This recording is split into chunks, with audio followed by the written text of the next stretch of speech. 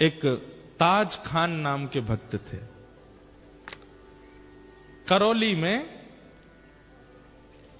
Post office में काम करते थे, चिट्ठियां इधर उधर पहुंचाने के। ये अच्छे मुसलमान थे।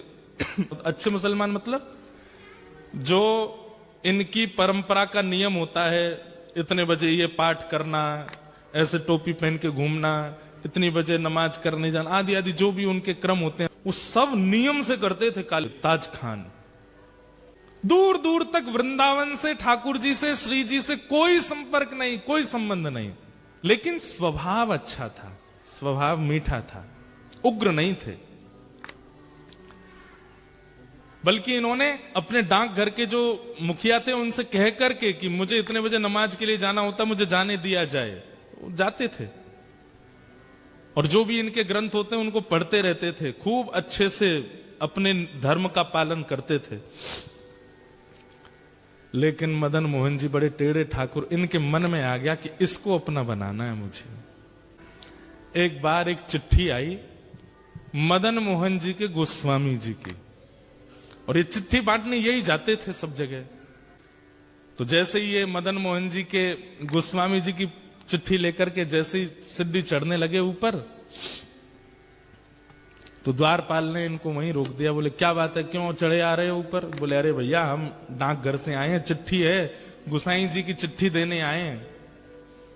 बोले आप यहीं रुक जाओ, हम गुसाई जी को बुला के ला रहे हैं, भीतर मत आना। हाँ नहीं आ रहे, हमको भी कोई शौक नहीं अंदर आने का, यहीं खड़े हैं, बुला दो।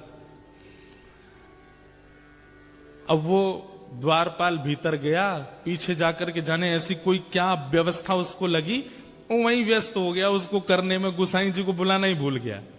अबे बाहर खड़े खड़े प्रतीक्षा करें, दोपहर हो रही है, इतनी तेज धूप पड़ रही है, अभी तक आए नहीं। थोड़ी देर प्रतीक्षा करने के बाद इन्होंने द्वार खोला, मंदिर का मुख्य द्वार बाहर वाला खोला, खोल करके भीतर प्रवेश कर गए। डर तो रहे थे कुछ हो नहीं जाए, इधर उधर देखा, गुसाई जी, अरे भैया द्वारपाल कहां हो, चिट्ठी हम लेके खड़े हैं, ले तो जाओ। कोई प्रत्युत्तर नहीं देवे। तभी इन्होंने देखा कि हवा से, हवा के भाव से एक खिड़की, मंदिर की एक खिड़की कभी बंद होती है, खुलती है। तो इन्होंने सोचा अंदर बोल के देख लेता हूं, इसके अंदर झांक के बोल देता हूं, कोई होगा तो आ जाएगा। ये जैसे ही गए, खिड़की खुल रही थी, बंद हो रही थी, खुल रही थी, बंद हो रही थी। जैसे ही इन्होंने वहां अंदर झांक करके भीतर, गुसाई जी बोला ही और नेत्र खोल करके देखा, तो सामने मंदिर में श्री मदन मोहन जी का इनको दर्शन हुआ। त्रिभंग लली ठाकुर जी खड़े हैं और मंद मंद नेत्रों से, वैसे तो मूर्तिमंत ठाकुर जी ऐसे ही रहते हैं, लेकिन जैसे ही इन्होंने भीतर झांका तो ठाकुर जी इनको देख करके अपने नेत्र मटकाने लगे, ऐसे ऐसे करने लगे और बार बार ऐसे पलक झपकाने लगे। ये देख करके ये तो वहीं धड़ाम से गिर पड़े। अब तो इनके मन में वही भाव चले, ये कौन था? ऐसे कमल जैसे कटाक्ष नेत्र, ऐसी सांवली सूरत, ऐसे टेढ़ा सा ये पैर, ये टेढ़े से ये हाथ, ये पीतांबरी पहना, मुख पे वंशी धरे, ये कौन है? ये इन्होंने जैसे तैसे अपने आप को उठाया, जैसे ही पुनः चढ़ने लगे, इतने में ही द्वारपाल आ गया। ए, तुमको मना किया था भीतर मत आना, तुम भीतर घुसे चले आए। भैया तेरे हाथ जोड़, एक बार देखने दे, मैं चला जाऊंगा, मैं मेरे को नहीं आऊंगा, दोबारा नहीं आऊंगा, एक बार देखने। बोल बिल्कुल नहीं, निकलो यहां से बाहर। जैसे किसी प्यासे को 2 बूंद पानी पिला करके पानी दूर कर लिया जाए, वो स्थिति हो गई। चिट्ठी देकर के द्वारपाल को ये तो चले गए, लेकिन मन चुरा लिया ठाकुर जी ने। मेरो मन गिरधर छवि पे अटक्यो। काले खां चले गए, लेकिन अब चल रहे हैं तो भी नेत्र बंद करते हैं तो वही स्वरूप दिखाई दे रहा है। वो नेत्र अपने ऐसे ऐसे मटका रहे थे, वो अनुभव आ रहा है। एक जगह बैठे रह जाते हैं, सोचते रहते हैं ये कौन था, ये ग्वारिया बालक कौन था, ये सांवरा सलोना कौन था। आज तक कभी अपने नमाज के समय में, अपनी दिनचर्या में कभी बदल फेर नहीं हुआ, लेकिन अब करने कुछ और जाते हैं, करने कुछ और लग जाते हैं। स्थिति आपे से बाहर चली गई। अब तो ये मदन मोहन जी के मंदिर की जो सीढ़ियां थी, वहां से जब निकलते तो नीचे से देखते रहते, कब बुलाएंगे मुझे, कब स्वीकार करेंगे मुझे, कब दर्शन देंगे मुझे। बहुत दिन तक प्रयास किया कि ये मुझे कैसे भी ऊपर बुला लें, एक बार अपनी रूप छटा दिखा दें, लेकिन ठाकुर जी तो उनका स्वभाव है तड़पाना। जब नहीं दर्शन हुए तो एक दिन काले खां ने कसम खा ली, बोले ठाकुर जी या तो मुझे दिख जाओ, या तो मुझे मिल जाओ, नहीं तो मैं अनशन व्रत पर बैठ रहा हूं, मृत्यु पर्यंत प्राण त्याग दूंगा। ऐसी स्थिति हो गई। धीरे धीरे अपना काम छोड़ दिया, परिवार वालों से दूर रहने लगे, अपने नियम क्रम सब से बिल्कुल ना इधर के रहे ना इधर के, बीच में आ गए बिल्कुल। स्थिति अवर्णनीय हो गई। एक दिन, 2 दिन, 3 दिन व्यतीत हो गए भोजन किए बिना। 3 दिन बाद श्री मदन मोहन लाल जी को बड़ी दया आ गई। बोले कि भूखा प्यासा बैठा है। अब ये भी तो बात है कि जैसे हम लोगों को तो पता है कि ठाकुर जी को मनाना है तो हम कथा में चले जाएं, ठाकुर जी को मनाना है तो संतों को भोजन करा दो, ठाकुर जी को मनाना है तो परिक्रमा करे आओ, ठाकुर जी को मनाना है तो यज्ञ कर लो। अब काले खां को तो कुछ पता भी नहीं है, वो तो जाति धर्म से भी अलग है, उसको पता ही नहीं है क्या करना पड़ता है ठाकुर जी को रिझाने मनाने के लिए। उसके पास यही तरीका था, ठाकुर जी के आगे कसम खाली, बोले मैं प्राण त्याग दूंगा, मुझे मिलो नहीं तो। 3 दिन जब बीत गए बिना कुछ खाए पिए, तो रात में जब मंदिर बंद हुआ, मंदिर बंद होते सब गुसाई आदि सब चले गए, सुश्री मदन मोहन लाल जी अपने गहने जेवर आदि सब उतार करके एक सामान्य से ग्वारिया का रूप धारण किया। एक धोती पहनी, बगलबंदी पहनी, सिर पर एक स्वाफा बांधा, बिल्कुल ऐसे हो गए साधारण से। और जो भोजन की थाली श्री मदन मोहन जी की रात में रखी जाती थी, बंटा भोग बोलते हैं उसको, श्री मदन मोहन लाल जी का जो रखा था, ठाकुर जी ने उसको उठाया खुद और निकल पड़े काले खां के पास। यहां पर मरणासन अवस्था में काले खां बैठा है, गला सूख गया है, आंखें मरने को हो रही हैं। और उस समय पर द्वार पर दस्तक होती है, खटखटाने की आवाज आती है। काले खां जैसे तैसे खिसक करके जाता है, जैसे ही द्वार खोलता है तभी सामने देखता है एक नन्हा सा कुमार बालक, आयु होगी 8-9 वर्ष की, सिर पर स्वाफा बांध करके और ऐसे कमर पर अपने थाली लेकर के और दूसरे कमर पर हाथ धर के द्वार पे आके खड़े हो गए और आकर के बोले तुम्हारा नाम काले खां है? काले खां बोले हाँ भैया मेरा नाम काले खां, पर तुम कौन हो? और ये इतने सुंदर हो, इतने प्यारे हो, तुम्हारी मैया नहीं है, तुम्हारे पिताजी नहीं है जो आधी रात में तुमको अकेला छोड़ दिया? अरे हम देखने में छोटे लगते हैं, वास्तव में तो श्री मदन मोहन जी मंदिर के हम टहलुआ हैं, रात भर चौकीदारी करते हैं। डोल डोल टहलुआ कहते हैं जो टहल टहल करके रखवाली करे। कई लोग होते हैं ना, उम्र तो बड़ी होती है दिखने में, वही है हमारा भी, उम्र तो हमारी बहुत है। कितनी उम्र होगी? बोले गिन नहीं पाओगे, 2-3 हजार साल के तो हैं हम। तो काले खां बोला मजाक कर रहा है भाई, छोटा बालक है, बड़ी बड़ी बात कर रहा है। अच्छा भैया मदन मोहन जी मंदिर से आए? बोले हाँ। क्यों आए? बोले को वहां के जो गोस्वामी जी है ना, पता नहीं उनके मन में क्या बात आई, मेरे को आकर के थाल पकड़ा दी और बोले जाओ जाकर के काले खां को प्रसाद दे आओ, बोल दो मदन मोहन जी ने प्रसाद भेजा है।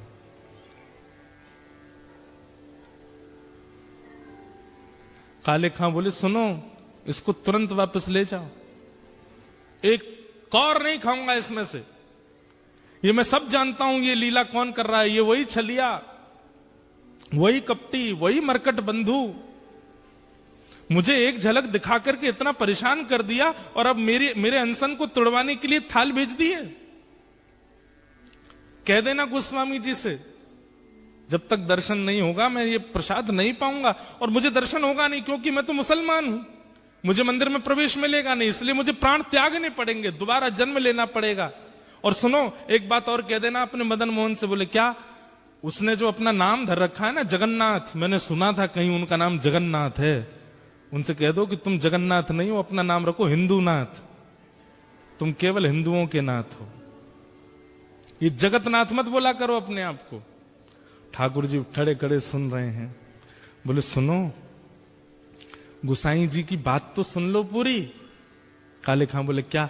बोले इसमें से प्रसाद पा लेना और प्रसाद पा करके सुबह बर्तन मांज करके मंदिर दे जाना और मदन मोहन जी के दर्शन कर जाना। गुसाई जी ने आज्ञा दी। सुन करके काले खां खुश हो गए। लेकिन अब स्थिति ये हो गई कि पहले तो हर जगह मदन मोहन जी दिखते थे, लेकिन अब वो टहलुआ दिख रहा है। अब ये मोहन थार उठा में तब भी टहलुआ का स्मरण हो, पूड़ी उठा में तो भी टहलुआ का स्मरण हो, सब्जी खा में तो भी। अब ये मन में विचार करने लगे, मेरे मन में कोई रोग हो गया है। ये पहले तो मदन मोहन अच्छे लग रहे थे, अब उनका सेवादार ये टहलुआ अच्छा लग रहा है। कहीं ऐसा नहीं हो ये मेरे संग हो क्या रहा है, किसी ने टोना टोटका तो नहीं कर दिया मुझ पे। रात भर मन में विचार करने लगे, अपने मन से कहने लगे टहलुआ नहीं मदन मोहन, उनको याद करो। लेकिन याद करें मदन मोहन जी को खड़ा दिखाई दे टहलुआ ऐसे थाली लेकर के। रात्रि में ठाकुर जी ने गोस्वामी जी को सपना दिया और स्वप्न देकर के कहा, बोले पहले दिन चिट्ठी लेकर के मेरा भक्त काले खां आया था, द्वारपाल ने उसको डांट भगा दिया। अरे गोस्वामी जी, मुझे उसको स्वीकार करना और मैं उसे स्वीकार कर चुका हूं। 3 दिन से अनशन व्रत पे था, मैं अपनी सोने की थाल में भोजन देकर के आया हूं। कल वो थाल धोकर के जब मंदिर आवे सब उसको रोकेंगे, लेकिन आप आकर के उसको भीतर बुला लेना, मेरा दर्शन कराना। गोस्वामी जी बोले नाथ आपकी कैसी कृपा, आप जिसको स्वीकार कर लेते हैं फिर कुछ विचार नहीं करते। रात भर भोजन तो कर नहीं पाए, वो यही सोचने लगे टहलुआ टहलुआ। अरे नहीं नहीं, मदन मोहन मदन मोहन मदन मोहन मदन मोहन नहीं, टहलुआ टहलुआ टहलुआ। मदन मोहन जी अब टहलुआ के रूप में उसको दिखने लगे, वो वहीं प्रेम होने लगा। सुबह उठ करके सारी सामग्री साफ करी, पूरी थाली साफ करके बोला भैया गलती हो गई, मेरे तो मन को कोई रोग हो गया है, मैं जाके गोस्वामी जी को थाल दे दूंगा, बोल दूंगा मदन मोहन जी नहीं चाहिए, अपना टहलुआ दे दो, मैं तो उसी को दिखता रहूंगा। यहां पर गोस्वामी जी सुबह सुबह आए, आते ही उन्होंने देखा कि मेरा स्वप्न सच है कि नहीं। तो मंदिर में प्रवेश करते सबसे पहले ठाकुर जी के भोग का थाल देखा, तो थाल वहां नहीं था। ये देखते ही गोस्वामी जी तो रोने लगे, हे कृपालनाथ ये कैसी कृपा, बड़े बड़े यज्ञाचार्यों को आपने स्वीकार नहीं किया, बड़े बड़े नाम जापकों को स्वीकार नहीं किया, बड़े बड़े भक्त जो दिन रात आपकी सेवा में लगे रहते हैं उनमें आपको कोई भाव नहीं दिखा, और एक मुसलमान, एक काले खान, दूर दूर तक जिसने भजन नहीं किया, उसके पीछे अपनी सोने की थाली दिया है रात में। जय हो आपकी। गोस्वामी जी प्रतीक्षा कर रहे हैं कब आएगा काले खान। लेकिन काले खान को तो अब गिल्ट फील हो रहा है भीतर से कि पहले प्रेमी कोई और था, अब प्रेमी कोई और हो गया है, अब तो मुझे टहलुआ चाहिए, अब तो मदन मोहन जी नहीं चाहिए। मंदिर द्वार पर जैसे ही पहुंचा, द्वारपाल से बोला सुनो ये थाली भीतर गोसाई जी को दे आओ। थाली तेरे पास कैसे आई? बोले कि उनको बोल देना रात में उन्होंने भिजवाई थी मेरे लिए टहलुआ के द्वारा। बोले कौन टहलुआ? अरे जो रात में मंदिर में रहता। बोले मैं ही तो रहता हूं रात में मंदिर में, मैं ही टहलुआ हूं यहाँ। बोले तुम नहीं, उस सुंदर वाला टहलुआ। बोले अच्छा तो मैं कुरूप हूं? बोले नहीं मैं ऐसा नहीं बोल रहा हूं, 2 होंगे ना तुम, एक सुंदर छोटा सा काजल लगा करके सिर पे पगड़ी बांध के बढ़िया पीली सी पिता, और बड़ी अच्छी सुगंधी आ रही थी उसमें से, क्या वर्णन करूं उसकी रूप माधुरी का मैं। वो टहलुआ। बोले सुन तू यहीं खड़ा रहे, कोई टहलुआ नहीं है, मैं ही टहलुआ हूं और मैं गोसाई जी को अभी बुला के लाता हूं, तेरी तो अभी खैर नहीं। भीतर गए, इतने में ही जाकर के थाल दिया। गोसाई जी बोले थाल लायो? कौन लेकर के आया थाल? बोले वो काले खान आया है द्वार पे, उसको भीतर नहीं लाए? बोले वो तो कह रहा है कि टहलुआ से मिलना उसको। और मैं ही टहलुआ हूं, वो पता नहीं कौन से टहलुआ का वर्णन कर रहा है। गोस्वामी जी निकल के बाहर आए, अप्रस में थे फिर भी बाहर आ गए, नेत्रों में आंसू। काले खान, कौन आया था रात को? बोले आपके मंदिर का टहलुआ आया था। मुझसे गलती हो गई, पहले तो मुझे वो प्रिय लग गए थे, लेकिन अब मुझे वो टहलुआ ही चाहिए। मैं मंदिर में कभी नहीं आऊंगा, आप जितना कहेंगे मैं उतनी रकम दे दूंगा, केवल वो टहलुआ मुझको दे दो जो रात भर यहां टहलता है। ऐसे कटाक्ष नेत्र थे उसके, ऐसी सुंदर सी नासिका थी, ऐसी मधुर मुस्कान थी, ऐसी सुंदर उसने पगड़ी पहन रखी थी और उसमें से ऐसी अद्भुत सुगंधी आ रही थी। हे गोस्वामी जी, मैं आपके आगे हाथ जोड़ के कह रहा हूं, अगर दे नहीं सकते तो जैसे दर्शनार्थियों के लिए नियम है कि सुबह इतने बजे आओ, दर्शन होते हैं मदन मोहन जी के, सबको मदन मोहन जी के दर्शन कराओ, मुझे वो टहलुआ के दर्शन करा दिया करो बस। गोस्वामी जी बोले चल टहलुआ से मिलवाते हैं। पहली बार श्री मदन मोहन जी के मंदिर के अंदर गए, ढूंढ रहा है काले खान कहां है, कब दिखेगा कब दिखेगा। तो बाकी सबको तो श्री मदन मोहन जी पाषाण रूप में दिख रहे थे, लेकिन काले खां को वो रात वाले टहलुआ के रूप में दिख रहे थे। ये रहते टहलुआ।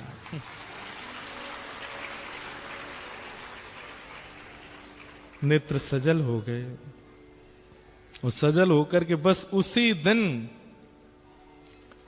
मदन मोहन जी के श्री चरणों को प्रणाम किया। बोले स्वयं ठाकुर जी टहलुआ बन के आए मेरे घर पे, इतना श्रम किया और जीवन भर के लिए श्री मदन मोहन जी के दास बन गए। कौन? काले खां।